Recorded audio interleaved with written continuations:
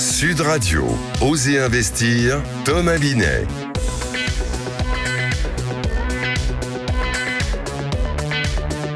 Et oui, on a retrouvé Thomas Binet. Que faire de votre argent? Où le placer? Comment le placer? Et surtout, quand le placer? Thomas Binet au programme aujourd'hui d'Oser investir. Eh bien Jean-Marie, on va parler du logement intermédiaire. À qui cela s'adresse? Et on va recevoir comme invité Jean-Marc Peter, directeur général de Sofidy. On va parler de SCPI, Société Civile de Placement Immobilier, et du monde du commerce. Et avec Guy Marty, notre expert en gestion de patrimoine, on va parler d'investissement et de placement. Voilà le programme, mon cher Jean-Marie. C'est parti tout de suite.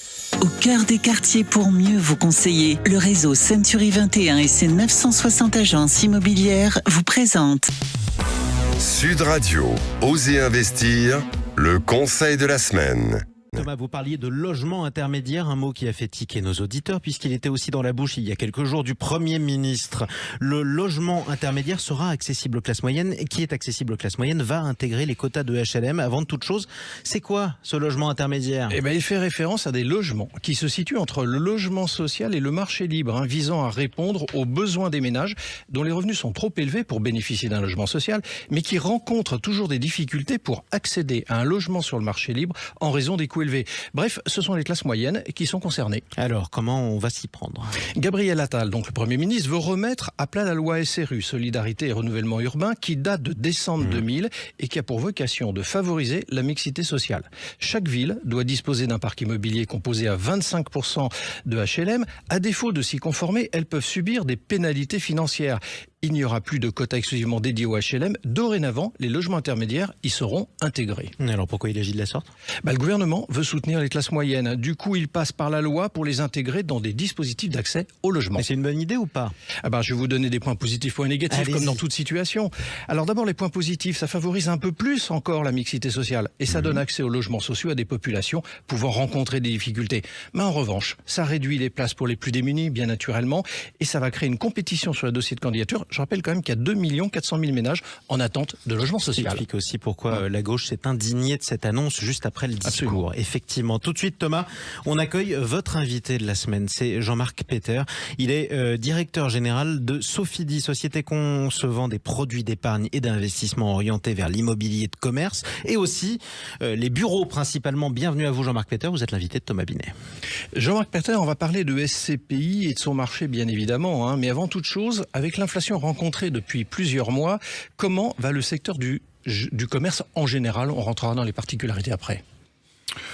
Ce qu'on peut dire de façon générale, c'est que ça fait plusieurs années qu'il y a eu un énorme commerce bashing, puisqu'on a estimé que le commerce allait disparaître au profit du e-commerce, et il y a eu évidemment le Covid qui a laissé penser que le commerce allait vraiment disparaître. En fait, il n'en a rien été. Le commerce retrouve de son lustre à la faveur notamment de la reprise de la consommation post-Covid. Et les chiffres aujourd'hui que l'on constate, qui sont évidemment fortement corrélés à la consommation des ménages, sont plutôt stables en matière de commerce après l'exercice 2022 qui était un exercice de consommation assez effréné. Alors on va s'arrêter maintenant un peu sur les SCPI, Société Civile de Placement Immobilier. Comment se porte là aussi le marché en ce presque début d'année, on est au mois de février? Alors, le marché des SCPI, c'est pas un scoop, a connu quelques difficultés, principalement pas en raison, je dirais, de son sous-jacent de l'immobilier, mais en raison de facteurs exogènes que sont les taux d'intérêt. Il y a une évolution inverse entre les taux d'intérêt et la valeur de l'immobilier. Plus les taux d'intérêt montent, plus l'immobilier baisse. Donc, on vient de traverser une année un peu pénible, mais le sentiment que je partage sans doute avec un certain nombre de confrères, c'est qu'on est peut-être au creux de la vague. Un certain nombre de SCPI ont corrigé leur prix à la baisse et c'est peut-être le moment de se repositionner. Alors justement, on relève de part et d'autre et on entend des professionnels évoquer qu'il y a beaucoup quand même de demandes de rachat de parts en raison des inquiétudes sur l'immobilier. Si ça s'avère être vrai, et vous allez nous le confirmer ou nous l'affirmer dans un instant, ça serait pas forcément une bonne nouvelle pour les SCPI et aussi pour les sociétés de gestion qui verraient leurs revenus baisser.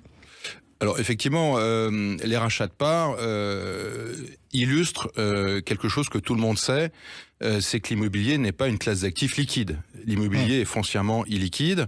Et donc, si tout le monde se décide de vendre, évidemment, il va y avoir un embouteillage devant le guichet de sortie. Pour autant, lorsqu'on regarde l'environnement actuel, il y a un certain nombre d'éléments qui devraient rassurer sur l'évolution de l'immobilier dans les mois qui viennent. D'abord, je pense que tout le monde est d'accord pour considérer que les taux vont commencer à baisser. Oui, Et donc les produits concurrents à l'immobilier, qui sont les comptes de dépôt et de livret, deviennent moins attractifs. Deuxièmement, on se rend compte que le marché qui est bloqué parce qu'il n'y a pas d'acheteurs, pas de vendeurs, ou en tout cas ils n'arrivent pas à s'entendre, commence un peu à se débloquer, notamment dans les meilleures localisations. Et le dernier point, vous avez un indicateur qui est assez intéressant à regarder, c'est les foncières cotées. C'est en fait les entreprises qui détiennent de l'immobilier, qui sont cotées à la bourse et qui sont un signe avant-coureur de l'évolution de l'immobilier, avec généralement un délai de 6 mois à 1 an. Et les foncières cotées ont violemment rebondi. Ce que vous dites là, c'est que selon votre analyse, d'après vous, courant 2024, pour qu'on soit très concret pour nos auditeurs, les demandes de rachat, ça devrait se tasser. Alors, je pense que 2024 va être une année de transition, où il y aura la coexistence de deux éléments, certains positifs, d'autres négatifs. Certains positifs, c'est des signes de reprise de l'immobilier et élément un peu moins positif, sans doute l'arrivée sur le marché d'un certain nombre d'actifs immobiliers qui vont peser sur les prix. Donc 2024 va être une année de transition. Je pense que le vrai redémarrage sera 2025. Mais 2024 peut être aussi un point d'entrée intéressant.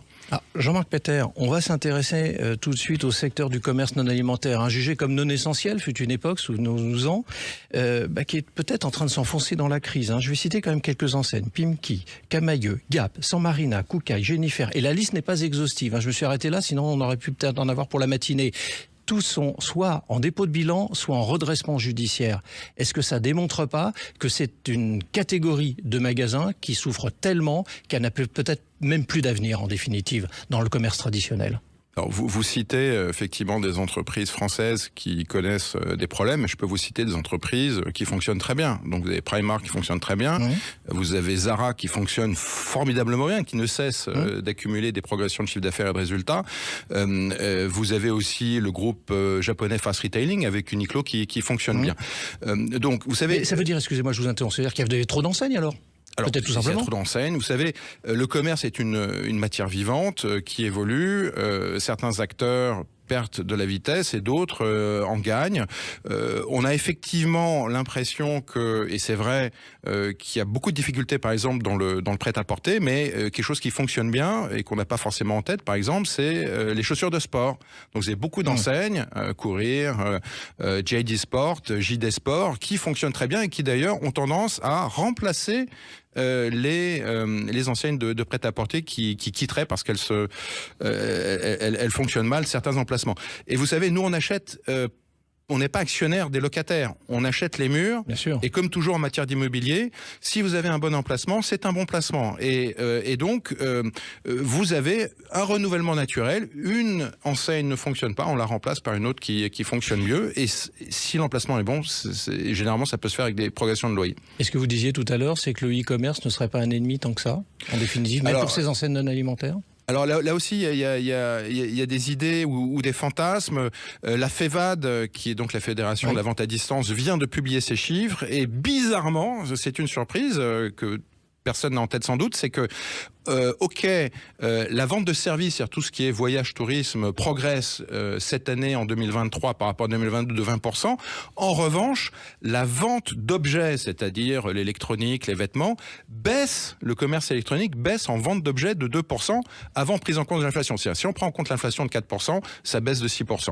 Votre conseil du jour, c'est faut pas vendre les parts, faut attendre, faut regarder comment va évoluer 2024, puisque c'est en 2025 qu'on va avoir vraiment la vision précise de ce qui est en train de se passer. Alors, mon conseil a toujours été de ne pas vendre ses parts de SCPI. De toute façon, c'est un investissement long terme, c'est pour préparer sa retraite, avoir des compléments de revenus.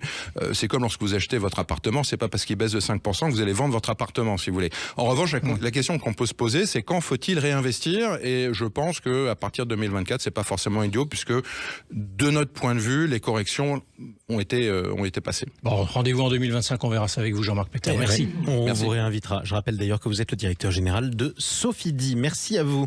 Tout de suite, on explique quelque chose.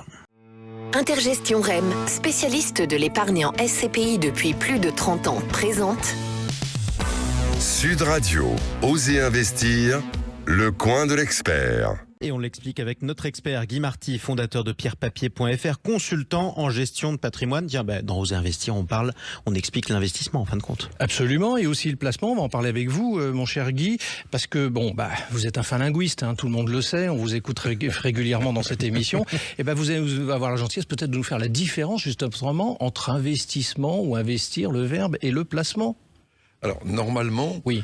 C'est simple et c'est rigide. C'est-à-dire que quand on place son argent, il y a un contrat.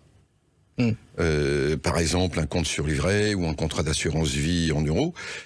Vous posez de l'argent quelque part et vous le retrouverez comme c'est prévu. À l'inverse, quand vous investissez, vous entrez dans l'économie et personne ne vous protège. C'est-à-dire que si vous voulez revendre votre appartement ou quelques actions, il n'y a personne pour vous assurer un prix de revente. Alors donc j'essaie de vous résumer. Donc le placement c'est sans risque et l'investissement ça sera avec risque. Peut-être un peu rapide. Avec une contrepartie, la rentabilité. C'est-à-dire que quand vous avez un contrat avec la banque ou la compagnie d'assurance, celles-ci sont très prudentes. Donc la rémunération sera plus faible. Autrement dit, les investissements comme la bourse et l'immobilier sont beaucoup plus rentables sur la durée. Mais il y a toujours des effets secondaires. C'est-à-dire qu'avec le placement, l'inflation n'est pas prévue dans le contrat. Donc, la valeur finale de ce que vous avez peut s'éroder simplement parce que l'argent a perdu de la valeur. Donc, il ne faut pas y laisser des sommes trop importantes, trop longtemps. Alors, vous avez des effets secondaires, dans l'investissement ? Ah bah oui, c'est quoi ? On peut se tromper.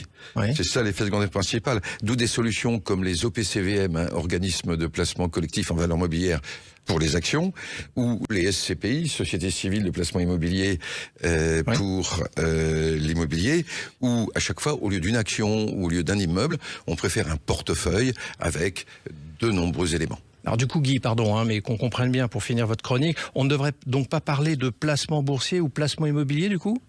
Alors, en principe, non. On devrait parler d'investissement. Et vous savez, aujourd'hui, tout est permis, donc allons-y. Alors, cela dit, vous savez d'où vient le mot investir ? À l'origine, c'était un terme militaire pour dire investir attaquer, une place forte. Exactement, attaquer et s'emparer d'une plate forte, d'une ville, etc. Exactement, Jean-Marie. Et au 19e siècle, avec la révolution industrielle, c'est devenu un terme tout aussi militaire pour dire engager ses capitaux dans l'aventure industrielle. Alors voilà, risque, aventure, récompense. C'est formidable, on a appris quelque chose, en tout cas en termes d'étymologie avec notre oncle Picsou habituel. Merci beaucoup Guy Marty, fondateur de pierrepapier.fr. Merci à vous également Thomas Binet. Merci Jean-Marie. On vous retrouve dimanche prochain avec un nouveau mot, tiens, pourquoi pas. Oser investir, quel qu'en soit le sens. Sud Radio, Osez investir, Thomas Binet.